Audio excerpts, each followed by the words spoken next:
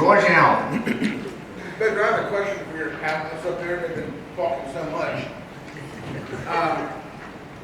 Is there a particular bedroom, bathroom count that you try to focus on when you order new homes? And do you limit or set any kind of limit on the number of individuals, children that live in a particular home? We look for a 3-bedroom, 2-bath. Can't hear you. We are looking for a 3-bedroom, 2-bath most of the time. Sometimes we get 2-bedroom, but 3-bedroom, 2-bath is our magic number. How many kids? Ideally 2, but between 2 and 4. More than that will be, too many people. I think the federal law allows 2 children to a bedroom up to some age. Maria? Yeah, 2 per bedroom plus 1. Okay. 2 per Yeah, One in the kitchen. you can put 1 in the living room. Oh.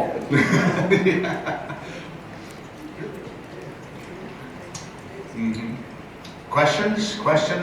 Yes, sir. What's the amount of down payment that you are requiring, or in the beginning, did you require a certain amount for used homes and new, and then late in the last year or 2, have you changed that at all? Because with your ratio of defaults, maybe if you got a higher down payment, that could have even been lower, because they would have had less incentive to default.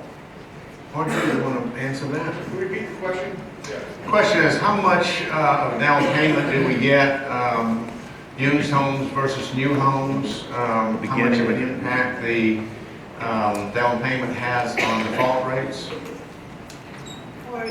For a used home, we get between 1,000 to 1,500.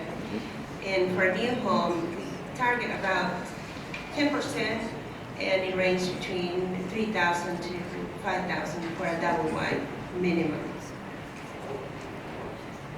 We have tried reducing the down payment, knowing that we would sell more houses, and our default rates skyrocketed. Yes, sir. Sam? What would you recommend as the best way to reach the Hispanic community in their newspaper advertising, and should it be in their native tongue? Crystal manages our property in Texas. El Campo, Texas is significantly Hispanic. I don't know what the population is, but I'll bet it's, what, 30, 40%? 40? Yeah. So you want to answer Sam's question in terms of reaching that community? What's the question? Question is, how do you reach the Hispanics in a particular area? We do our advertising. It's usually in English, but when they come to the office, we do speak to them fluently in Spanish. So we answer all of their questions in Spanish that they need and that they have. So it's usually us speaking to them in Spanish is our best way to sell to them. Would you repeat the highlights of that? I didn't hear it wrong. She's saying that it's very important to speak to them in their native language. So speaking to them in Spanish is very important to them. He was asking Crystal about actually reaching them. How do they find out that we have houses for sale? Primarily drive-throughs? Ours is usually referrals. Referrals, okay. Referrals from other Hispanic residents. That's exactly what I was going to say. Maria? Your best opportunity are your residents, because Right. they all want their families, their friends, everyone. Once you have established your community as a great place for them to live, and then, word of mouth is the best way. It just travels. They want all their friends and families to come and stay there. Pretty close by. It's your With best- us, what we did too, we did our yard signs in both English and Spanish. Now, what we did originally, we were trying to target the Hispanic people, so we have Tyson Foods in Sedalia, Missouri, and who employs a lot of Hispanic people and bring them into the community. So we put up yard signs out along their road coming to our property. Now, we have a real good communication with the people from Tyson Foods, and one of the lady there who takes care of bringing people into the area, she right away contacted us and said, we don't mind your yard signs. We're happy to see that you're trying to bring in residents, but you have to have some of the signs in English too. Otherwise, it's you're catering to one type of, so then we alternating one English, one in Spanish. Another thing that we do is go to the churches, and they help us a lot. We do parties inside the communities. We try to bring people from outside, and that's a big help.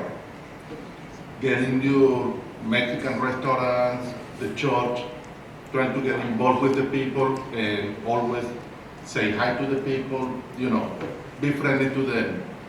That's very important. Ken? Yeah, Spencer, do you guys order your houses any differently for the Hispanic market, either on the exteriors and interiors? Crystal? Question? Ken's question is, do we order different houses for the Hispanic buyers versus the gringos?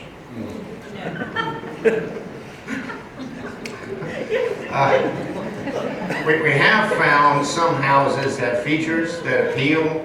I don't know if you noticed in the pictures, we had the Schultz house with the archways and the rounded corners.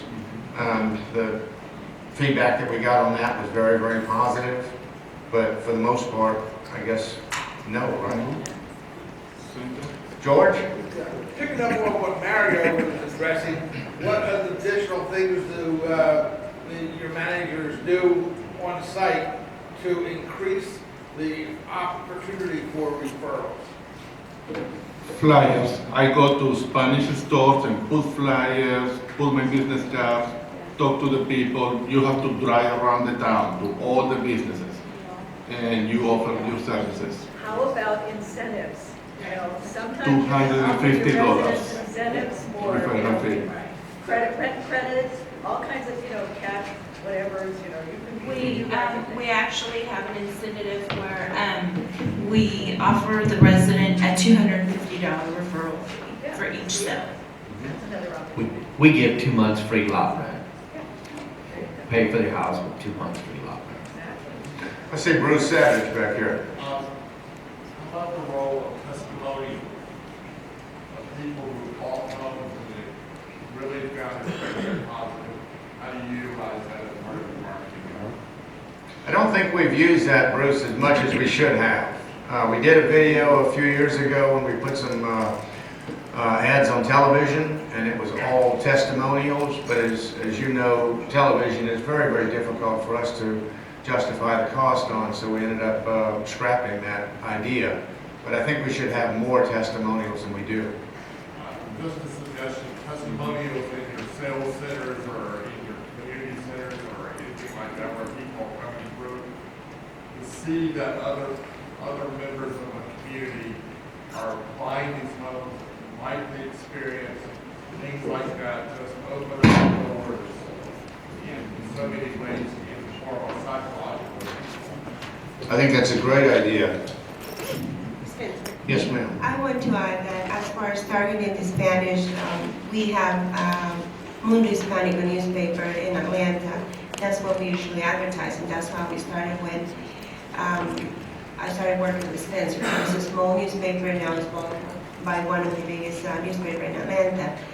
But that was the first introduction to the Hispanic community, because at the time that I started working with Spencer in the early 90s, there was not many. Right now it's growing really fast, but that was newspapers. But as we grew on, as Maria said, as we grew with the community and most Hispanics, then they went to the church and they went to different other groups. They have soccer teams, they're all Hispanics, and the word of mouth is the major advertising for us and encourage them to get the referral fee. And the way that having someone who speak to you the same language, and I think it will work in that in any language. We have a Chinese version, they bring Chinese people too. So I have seen locations where they have Russian people, so they bring more Russian people to that location. So it's up to what you want. For us, Hispanic can work because he hired an Hispanic person, and I wrote a lot of people because they thought, oh, there's someone who speaks Spanish there. So word of mouth is the main thing, and the way you treat the people in the from the office to the residents. Cindy Simmons, I see in the back. Sure. What helps local interpreters in the community, and that's been a really good way for us, because then it's also word of mouth, because once they know you're willing to work with them in their homes, there's other people that go to the translators and says, well, who does this, we're looking for this, and that's all the advertising we do, is strictly word of mouth. We've got a little network of people who can help with translating, with documents, with showing the homes, all that, and it's what you do. It's an excellent In idea. your office, it's fluent, you just go to the, and you do it that way, and it's, Right. they're willing to help, and the translators don't mind coming out to the site, and it works really well. So you're going to people in your community who provide services to the Hispanics, translation or otherwise. They know what's going on, they know who needs help, you know, who's looking, I mean, they're well. Sure. It's a great idea. With us, we have a full-time manager that does not speak Spanish, and we went out to our park to get people to help interpret. But then we took one lady who's a housewife there. Her husband gets off at 3. She now comes into our office from 3:30 to 6, and she speaks very fluent English and Spanish, and that made a world of difference. And now our manager kind of gets a break, because from 3 to 6, since a big part of our community is Hispanic, that from 3 to 6 we get a lot of activity because they know she's there then. So there's no doubt in my mind that that's a big, big plus. We've got time for a couple more questions. Yes, sir. Going from like, working just by the repo, you're talking about switching over to new homes. Can you speak just about the acquisition cost, or how do you go about getting funding for all these new homes? His question was, when you go from buying a $10,000 repo to a $30,000 new house, and you're going to spend another $10,000 on setup and skirting and decks and air conditioning and so forth, where do you go for financing? A bank in the Atlanta area by the name of American Commerce Bank really jumped on this idea of providing financing to community owners to buy houses. And they are now doing business as far away as Chicago and Texas. So you being in Georgia would be right down their alley. But also for years and years we have dealt with private investors. People with self-directed IRA accounts will lend money, and nowadays I think they died and went to heaven to be able to get 7 or 8% interest instead of the 1% that they're getting now. Yes, sir. Have any of you ever had experiences where a business, a factory was coming in and was going to employ hundreds of people? Have you ever gone after, let's say, a blue-collar working type of class that would be, wanting to move in and needing housing? Have you ever approached that at all? His question was, if a factory comes into your area, would you approach them and talk with them about their employees getting housing from you? Ariel? Yes. As soon as we know it, I actually go to the factories and talk to the human resources to see if we can, offer the homes inside the factories. Most of them say no, but at least they will know about us. They will leave the business card. It's like, no, but I mean, independently of that, if there's a way, if you know it's there, instead of waiting for a yes or no from the company there, is there a way that you could target people? They'll be moving in, they'll be needing housing, they'll probably be watching their expenses. With us, we do that with Tyson Foods. Whenever Tyson's got some kind of an expansion project going on, and then you hear the first parts of it in the newspaper. And one thing with us too, if you're going with one of those bigger companies, like for instance, like with Tyson, we know that all of our people that are coming in are going to be legal immigrants. They're not going to be illegals, because Tyson wouldn't begin, before they step in 1 foot inside, they make sure they have all of that documentation correct. Where we did have a little bit of a problem with, we had a landscaping company who brought in new people every year, and some of those weren't legal up front. They were just here to work, and good folks, but we didn't catch it right away. Didn't catch it until later. So I think that working with the big companies, it really works well, because they're doing it right.